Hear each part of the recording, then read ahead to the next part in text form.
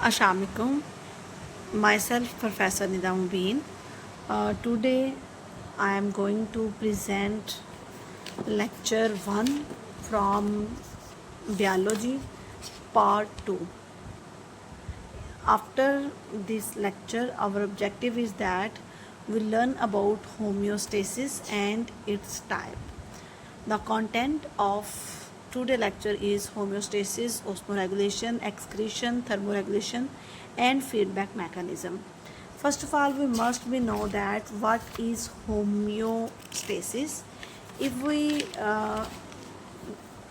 discuss the word homeostasis, homeostasis एक phenomena है जिसमें हम कहते हैं कि protection of internal environment from the harm of fluctuation in external environment, कि हमने अपनी बॉडी के इंटरनल इन्वायरमेंट को मेंटेन रखना है बाहर के इन्वायरमेंट के अंदर जो चेंजेस हो रही हैं उससे।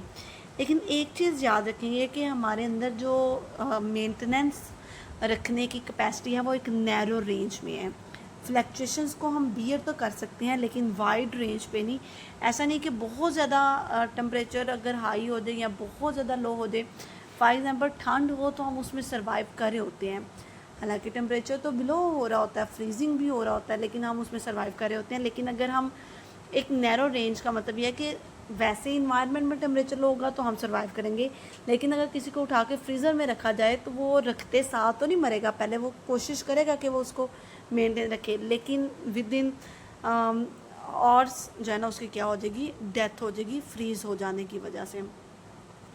होम्योस्टेसिस की टाइप्स की अगर हम बात करेंगे तो हमारे पास डिफरेंट कंपोनेंट ऑफ इन्वायरमेंट है, जिसमें नंबर 1 है ओस्मो रेगुलेशन। जब भी ओस्मो का वर्ड आता है इट्स मीन वाटर।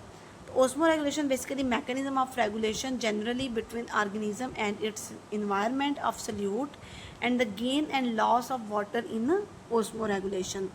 अगर हम ओस्मो रेगुलेशन की एग्जांपल की बात करते हैं तो उसमें हम कहेंगे कि फॉर एग्जांपल हमारे पास ओस्मो रेगुलेशन में बड़ी बेस्ट एग्जांपल है। जैसे आपको पता है कि 2 किस्म की कंडीशन हो सकती है वाटर में, या तो वो ड्राई होगी या फिर वो जो है ना वो मोर वाटर होगा। अब ऐसा नहीं होगा कि अगर वाटर मोर है तो बॉडी को फ्लडेड होने दिया जाएगा, उसको भी मेंटेन किया जाएगा और ड्राई कंडीशन में भी कंट्रोल किया जाएगा ताकि डिहाइड्रेशन ना हो सके।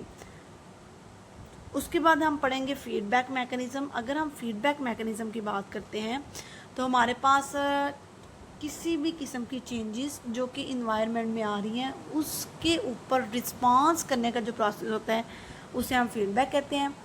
पहले जब हम रिस्पांस करते हैं, फॉर एग्जांपल कोल्ड इन्वायरमेंट था और हमने बॉडी में उसके अगेंस्ट जो है ना वो शिवरिंग कॉज की, लेकिन जैसे ही टेम्परेचर नॉर्मल हो जाएगा तो हम दोबारा से उसको स्टॉप करेंगे।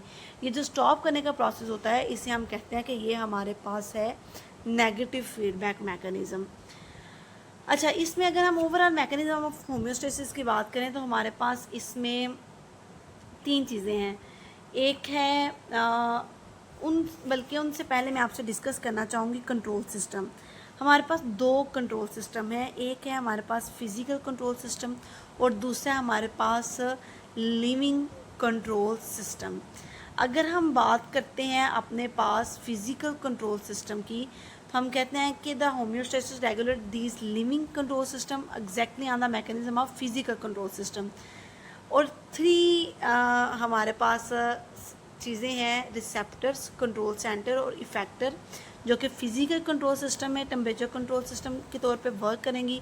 जिसमें हम कहेंगे कि सबसे पहले हमारे पास रिसेप्टर जिसे सेंसर कहते हैं वो टेम्परेचर को थर्मोमीटर के थ्रू जो है ना वो मॉनिटर करेंगे इस चेंजेस को कि वो सेट पॉइंट से ऊपर या नीचे हो रहा है। देन उसको स्विच करेंगे, हीटिंग और कूलिंग कॉज करेंगे और इस तरह से हमारे पास जो है ना वो टेम्परेचर क्या हो जाएगा, राइज दोबारा से हो जाएगा। सिमिलर अगर लिविंग सिस्टम में देखें तो सेट पॉइंट जो है ना वो टेम्परेचर रेगुलेट होता है। एनिमल्स में रिसेप्टर डिटेक्ट करते हैं temperature increase in signal to control the centre of action, cooling system and vice versa. Thank you so much.